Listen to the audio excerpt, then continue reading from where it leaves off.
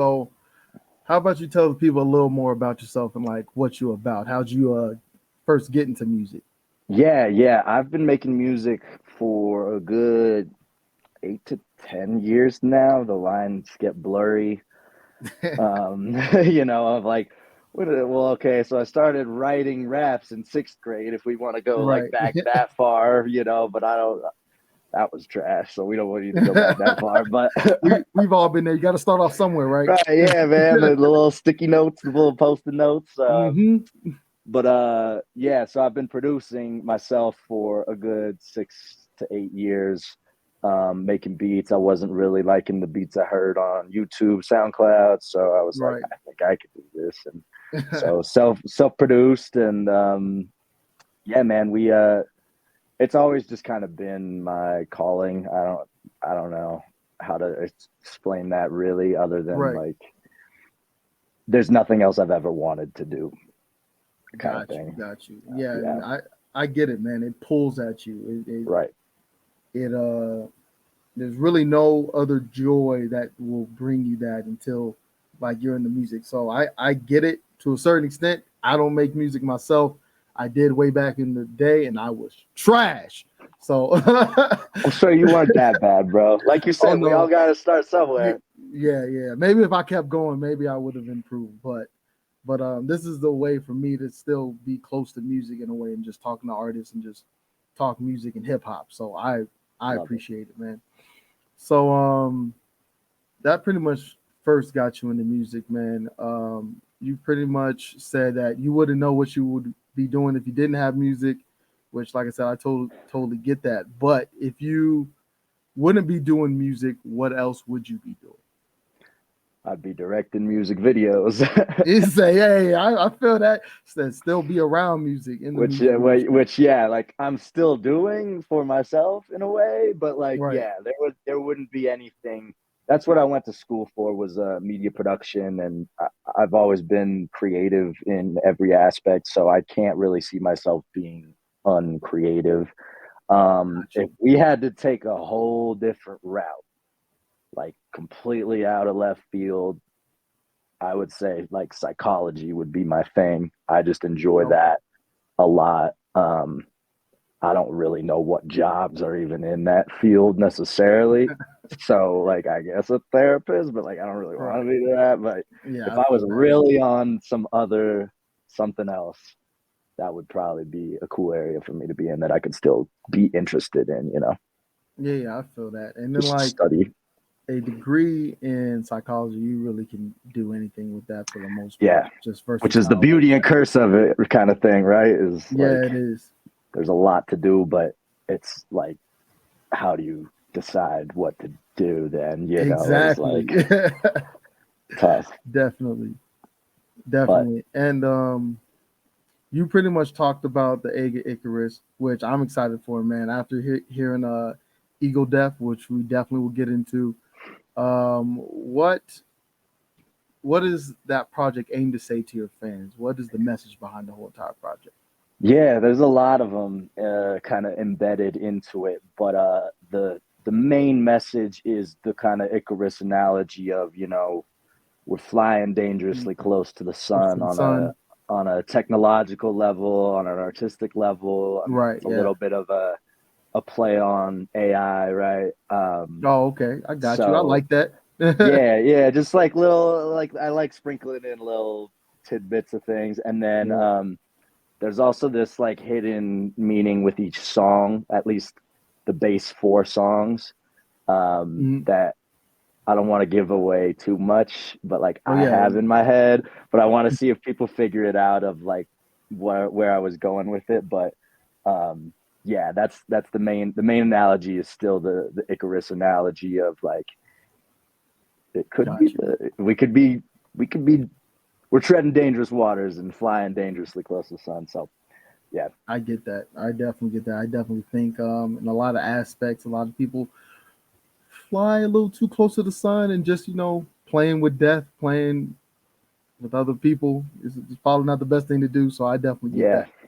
Well, yeah, and yeah, so it applies on, the societal side on technology, and then Right. definitely Yeah. on the personal side of, people like you see it all the time. Another great lyrical mind or great artist that's you know, gone on an overdose or this or that. So, you know, that definitely applies to that too. That's dope, man. I definitely like the meaning behind those. The project, like I'm saying, I'm excited to hear it. So it's definitely going to be dope. So you said you've been doing music for a while. You've been in the game for a hot minute. So Yep. I'm pretty sure you have. Oh, go ahead. No. No, I'm saying I'm pretty sure you have different highlights throughout your musical journey. What is the biggest highlight of your career thus far? Ooh, that's a great question. And don't forget the question. Highlights so far. This isn't necessarily a highlight, but my first show, actually, even though I had a ton of technical difficulties, Right, like right, it went as bad as you possibly could have imagined in terms of technical difficulties.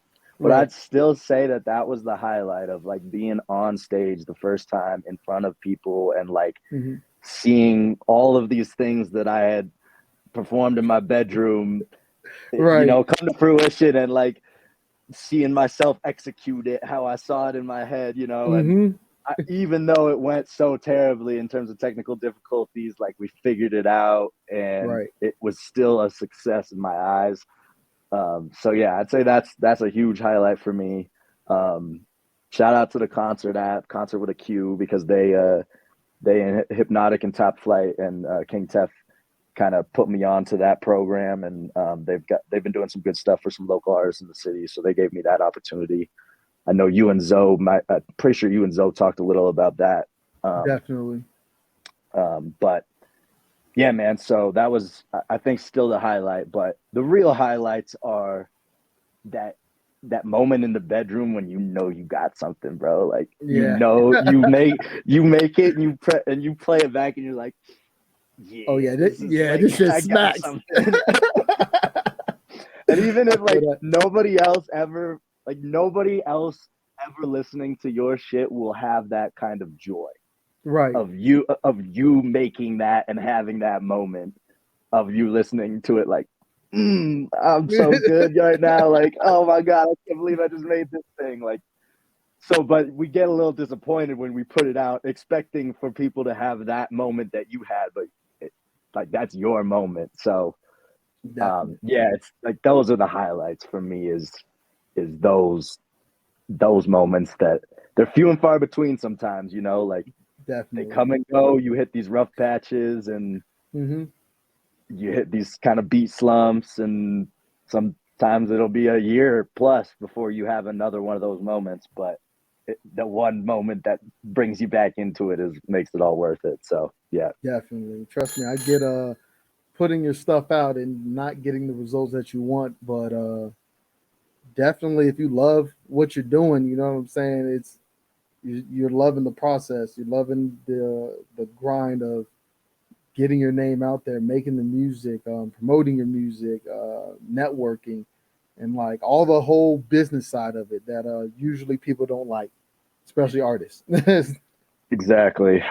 Yeah, but for me, it's kind of like part of the job description is how I look Yeah. at it. You know, it's like I have to be an entrepreneur, and it's not that people don't have those type of reactions that I have to my music. I just have to Right. find those people. Like I just have to figure out what that niche Nice. is that's gonna react like as if I'm Denzel Curry or as if I'm Drake, whoever, you know, like Right. putting something out is just finding a niche. So Definitely finding your yeah, tribe and like finding your fans. That's pretty much what you yep. need to do. Everyone's not gonna like your shit. It's just the reality of it. But either way, you still put that shit out, and you're gonna find some people that rock with it and just rock with you heavy. Yeah. And my kind of goal, even from the start, has been like, I want you to listen to it and literally question if you like it or not. I want you to have an opinion. Right. So I'd rather you hate something of mine than be like, it was okay.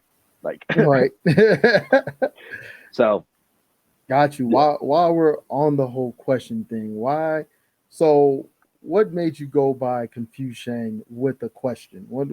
What's the message or meaning behind that? Because I'm curious. Yeah, it's self-doubt.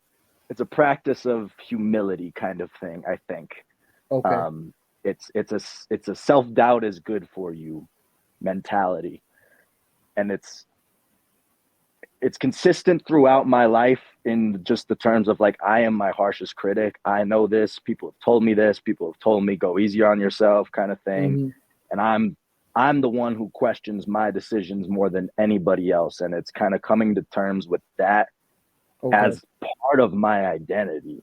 It really is like that. I am a self doubter, and that's and people hear like you kind of hear that it kind of comes out of my mouth, and it's like that's terrible. I'm sorry that you Right. feel like that, and it's like no, not really, because it means that my shit's gonna be that much better when I do decide it's finally worthy of putting out, kind of thing. Right. Um, so that's kind of the main thing is like it's just healthy to doubt yourself and question your why do I believe these things and why do I feel the way I do, and yeah, the introspection aspect is really what it's about, as far as my name. And Okay. yeah. So as far as like Yeah. Confushane as it's spelled out, I just kind of made that my IG handle one day, and I ended up thinking about it more and was like, oh Right. yeah, it works It really works. well. I fucks with it.